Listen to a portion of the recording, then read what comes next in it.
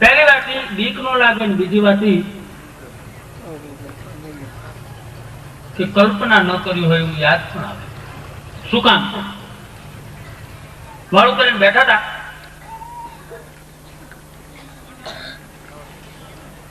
પછી વિનુભાઈ મારી પાસે આવીને મને કે આપણો તો ઘરનો ડાયરો હોય છે, કોઈને ગમે તેમ લાગતું હોય તો મને સતત એક વાત યાદ આવ્યા કરે છે કે જે છોકરાનું મોઢું જોઈએ ને એનો બાપ યાદ આવ્યા કરે. એ સંસ્કૃતિને જો આપણે ભૂલી જાવું ને, કોઈ દિવસ એવો નથી ગયો કે વિનુને જોયા પછી સીધે સીધો મને વિનુ જ યાદ આવ્યો. વખાણ કરવાની એક રીત હોય છે અને કહેવાની એક બીજી રીત હોય છે. વિનુએ મને એમ કીધું કે બાપુ તમે અને કવિદાદ એટલે દાદુભાઈ એક સંકલન કરી અને એવો એક સારો વિષય લ્યો. હવે વિનુને મારાથી એમ તો ન કહે બાપ તને ખબર નથી તારા બાપનું નામ જ એવું હતું કે માત્ર ગોવિંદ બોલો એટલે એક વિષય છે. એ નામ જ એવું છે કે તમે ગોવિંદ વિષય ઉપર બોલશો એમ કયો એટલે દુનિયાનો કોઈ એવો વક્તા પેદા નથી થયો અને કોઈ પણ સંતને મહંતને કલાકારને કે કવિને કહેજો કે ગોવિંદ ઉપર ક્યાં સુધી બોલાય. બાપા જિંદગી વહી ગઈ, 5000 વર્ષથી ગોવિંદ ગાયજા કરે છે અને આપણે વિષય ગોતવો પડે. પણ લોક સાહિત્ય બોલવા બેહી છે ત્યારે એક વાત યાદ આવે. મારા લોક સાહિત્યના કાર્યક્રમને હું નાની નાની વાતોમાં કાયમ વીણા કરું. આપણે ત્યાં જેને આચાર સંહિતા કહી, ભગવાન સ્વામિનારાયણ જેમ શિક્ષાપત્રી આપી હતી એમ એને શિક્ષાપત્રી કહો કે તમે એના કાયદા કહો. લોક સમાજે તમારી પાસે નાના નાના વાક્યો આપ્યા છે. એમાંથી એક વાક્ય એવું પણ છે કે ગલીઠા ગાડા પાછા વાળે. એ ગાડા છે એ ગાડું ગણો ત્યાં સુધી પણ પાછા વળે અને કદાચ ગાડા હોય તો ગાડા ને ગલીઠા જ પાછા વળે. કહેવાનું એ છે કે દરબાર પૂજાવાળા અને અમારી વચ્ચે કોઈ સંબંધ છે એ વાત અલગ છે. ગોવિંદભાઈ સાથે અમારા શું સંબંધ હતા એ વાત પણ બીજી છે. પણ દરબાર સાહેબ અમારા જગતના એટલે કે સાહિત્ય જગતના એક પીઠ અને બુઝુર્ગ અમારા વડીલ. એમણે જે વાત કરી એ વાત જ એવી કરી, મેં તમને કીધું એમ કે ગોવિંદ નામ જ એવું કે ગમે તે વિષય ઉપર બોલી શકાય અને પછી શરદ પૂનમ છે. વિનુભાઈ ને એમ કેમ કે વિનુભાઈ શરદ પૂનમ ની રાત છે ને તું અમને એમ કહેશ ને તમે શું બોલશો. ત્રીજી વાત, કોઈ મિત્ર દાદ બેઠા છે, અમે આજે નક્કી કરીને આવ્યા છીએ ભલે 5-5 મિનિટ બોલશું પણ ગામ થાકે ત્યાં સુધી બોલશું. અને અમે અહીંયા થાકે ત્યાં સુધી બોલ્યા છે. એક વખત તો કઈક ટાઈટમાં થોડા ખાનદાન માણસો ઉભા નહોતા થતા અમારા કે આને માથું ન લાગે આપણે બેઠા રહીએ. પછી દરબાર સાહેબ એમ કીધું કે હવે આપણે બંધ કરી તો હારો. એવા પણ પ્રોગ્રામ કર્યા. કવિદાસ કવિ છે એની સાથે સાથે એક લાગણીનો સમુદ્ર પણ છે. કવિ લાગણી વિના જન્મી શકતો નથી. મને ન ગમે એવો એક મિત્ર મને રસ્તામાં કહેતો હતો એટલે મારે એની શરૂઆત કરી. કવિદાસ એક બહુ સારો મણિયારો ગાય છે. પ્રસંગને એક વખત તમે ઉભો કરો, માંડવો નાખો, પછી 1000 માણસ અહીંયા આવે અને 1000 માણસ વ્યા જાય. એ માંડવાને લગતી જ બાજુની વાતો કર્યા અને વિચાર્યા પ્રથમ ગોઠવાનો ન થયો પણ અમી અલગી જાય એ મને ચિતડે લાગાવે સાધણ નારજી. મારા 30-40 વર્ષના લોક સાહિત્યના અભ્યાસમાં રાજકોટ થી પડધરી એક્સપ્રેસ બસ દાદુભાઈને મળવા જતા હતા ગોવિંદભાઈ, અને ચાલુ બસમાં એટલા અવાજમાં મેં એક વાત કરી એટલે ગોવિંદભાઈએ ઉપરથી ઓલી ઘંટડીની દોરી ખેંચીને બસ ઉભી રખાવી. એટલે કંડક્ટર ને ડ્રાઈવર ને તેમ થાય ને કઈક થયું. ગોવિંદભાઈ તો કઈ બોલે જ નહીં, કેમ શું કામ બસ ઉભી રાખી? પછી બસ ખલાસ વાત થઈ ગઈ તો થઈ ગઈ. એ તો અમે બે જ સમજતા. ત્યાર પછી મેં ઈ વાતના દસેક ઠેકાણે અખતરા કર્યા, પણ બહુ સીધી રીતે આ વાતને સમજનારા મને મળ્યા નહોતા.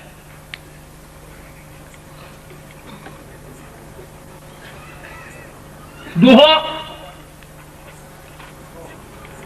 અને 10મો વેદ અમે એટલા સારું કહી છે. અમિયલ કે અમને ચિત્તમાં વાગ્યા.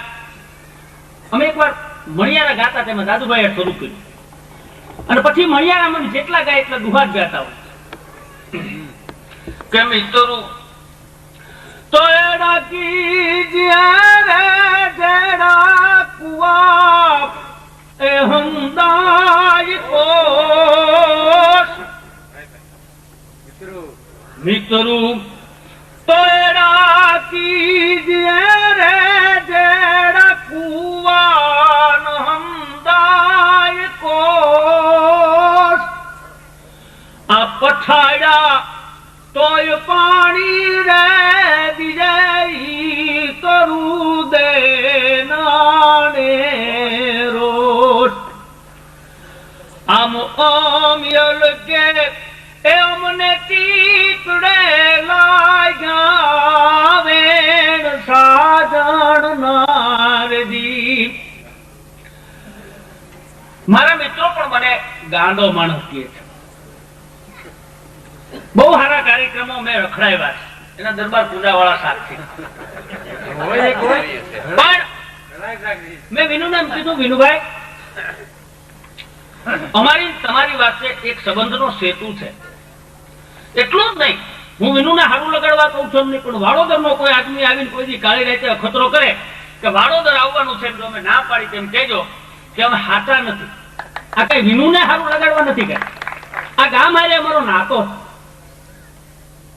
બીજું નામ રહંદા ઠાકરા શું દઈ દીધું હોય ગોવિંદભાઈ, શું લઈ લીધું હોય અમે. પણ આવો અમીર આયર અમારી જિંદગીમાં મેં ઘણાને માથું લાગ્યું છે. આયરો સાથે મારા બહુ જૂના નાતા છે, અને મેં ઘણાને એમ કીધું છે કે એક ગોવિંદ જન્મો આયરમાં એ હું માનું છું 5000 વર્ષ પછી જન્મો. કોઈને સારું લાગે ન લાગે, પછી આવો કોઈ ગોવિંદ જેવો ડાયો, ગોવિંદ જેવો સમજદાર, ગોવિંદ જેવો હરિયા વાળો માણસ મેં જોયો નથી આયર. ઘણા રૂપાળા આ કાનુભાઈ છે નહીં મિત્ર લાગતો હોય, અરે બાપુ કઈક ચમરબંધી મળ્યા છે, પણ ગોવિંદભાઈ પાસે જે સમજણ હતી અને કવિતાની ઘાયલ થી માંડી અને શૂન્ય સુધીના શાયરોને મેં જોયેલા, અને ઉમાશંકર થી માંડી અને ચંદ્રકાંત બક્ષી સુધીના સાહિત્યકારોને જોયા છે.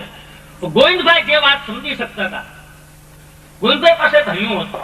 દરબાર પૂજા વાળાએ પહેલી વખત મને ઓળખાણ આપેલી કે ગોવિંદ ડાંગર ને ઘીરે તખતદાનભાઈ હું પહેલી વખત ગયો, પહેલી જ વખત.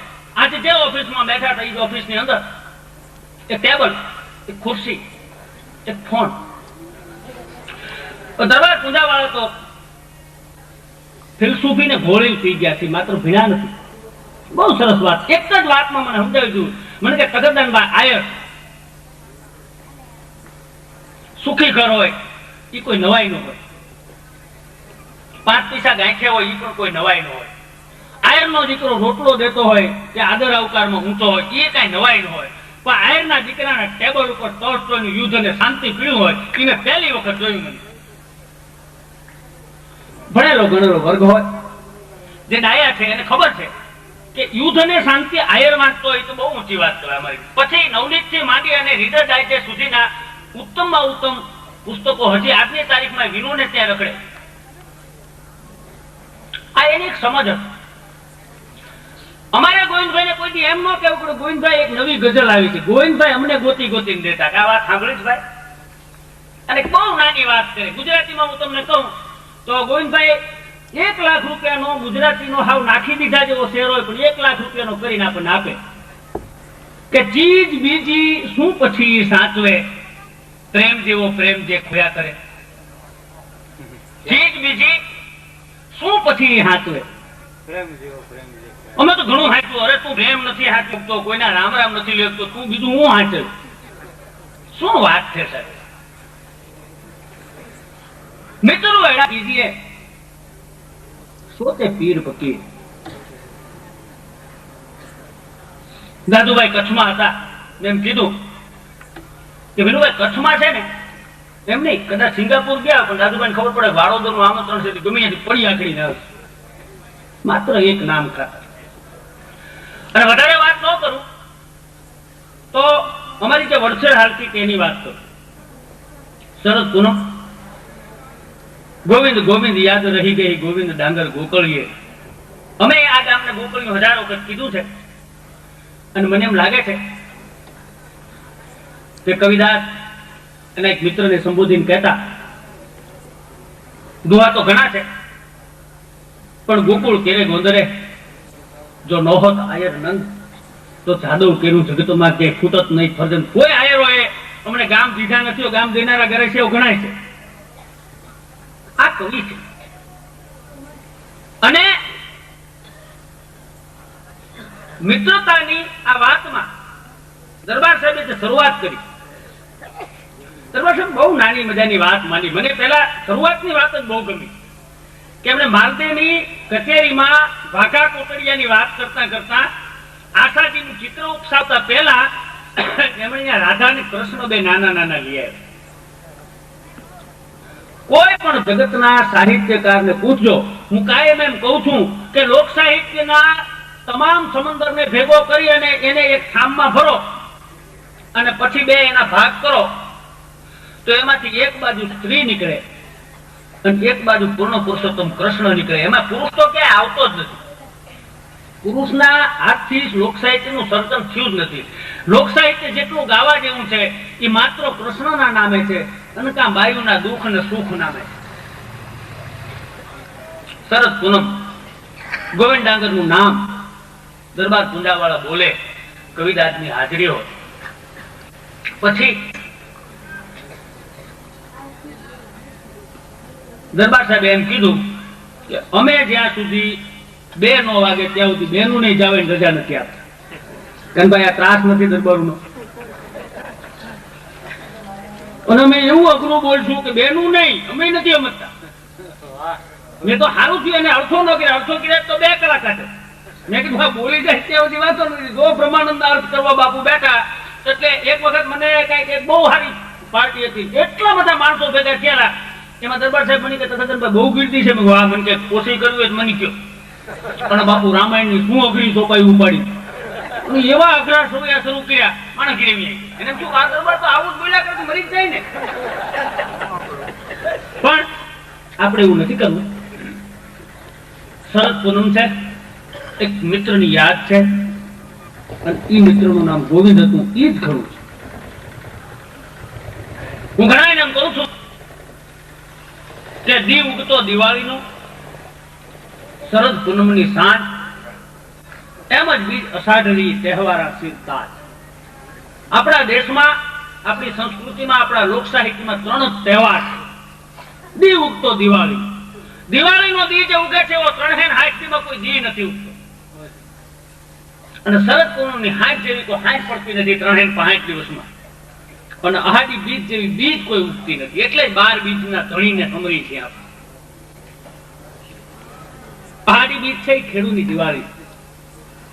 બાળકના હાથમાં પાવનું આઠાના કે ત્રાબાનું કાવડિયું પકડાવી અને પછી બાળકને બીજ સામે હાથ જોડાવીને આપણે કાયમ કેવરાવી છીએ બીજ માવડી, ચૂલે તાવડી, 2 ગોધા અને 1 ગાવડી. આ અમારો સમાજવાદ, આ અમારી લોકશાહી. બીજ માવડી હે માં, ચૂલે તાવડી. અને ચૂલે તાવડી ત્યારે જ રે ઘરમાં કંઈક હોય. ચૂલે તાવડી ત્યારે જ રે જેને ઘરે કોઈક આવતું જાતું હોય. અમે કાયમ એક જોક કહી શકીએ, ભાઈ માણસને કોઈ પણ માણસને મૂર્ખ બનાવવા માટે 2 કામ કરો. કાંઈ એના બાપના વખાણ કરવાનું, કાંઈ એના દીકરાના વખાણ કરવા. એટલે ડાયો માણસ ગાંડો થઈ જાય. હા, આપણે એમ કહીએ બાપાનો ફોટો છે એટલે બાપા વિશે 2 કલાક સુધી બોલે. માણાવદરમાં મારો એક મિત્ર એને ઘેરે લઈ ગયેલો. પછી તમે જુઓ, આપણે કાયમ આવી ભૂલ કરી જ છીએ. દરેક માણસ પોતાના બાપના ફોટાને હાર ત્યાં જ પહેરાવે છે, બાપ મરે ત્યાં સુધી હાર નથી પુરાવતો, બાપનો ફોટો મોટો નથી કરતો. આ બધાએ આપણે ભૂલ કરી. કોઈ માણસ એવું પૂછે છે મારા બાપનો મોટો ફોટો જીવે છે ત્યારે બનાવીને હાર પહેરાવું, એ તો મરે પછી જ જાય. પછી બાપાનો ક્યાંથી નાનો ફોટો ગોતે, મારા બાપાનો ફોટો મોટો કરાવી મૂકવું એમ. જો ભાઈ પહેલા કીધો તો બાપાને સારું લાગે. અમે દીવાનખાનામાં જઈને બેઠા એટલે એના બાપાનો મોટી બધી જબરજસ્ત ઓઇલ પેન્ટ કરેલો ફોટો, માથે સુખડનો હાર, એટલે આપણે સમજી જાય બાપા નથી. સમજો તો હાર પહેરાવેલા હોય નો. ના ના, ખોટી વાત નથી. આપણી કઠણાઈ જુઓ. એટલે મેં કીધું બાપા આવ્યા ગયા. ક્યાં? મને કે બાપા આવ્યા ગયા, તું હમણાં કે આ બાજુ આવ્યો નતો. ચા મેં ચા પી લીધી એટલે મારું બાવડું દલીને મને ઉપાડ્યું. મને કે હાલ તો બાપાના ફોટા ઉધી લીધી. મને કે શું લખ્યું? સરસ લખ્યું. શું લખ્યું? જાના તો જાતા રહ્યા સદગુણ એના સાંભળે. મને કે બરાબર ને? મેં કીધું બરાબર ને, બાપા વિજય ગયા, તું અમારા ભાઈક માર્યો એટલે બાબા યાદ આવ્યા કરે.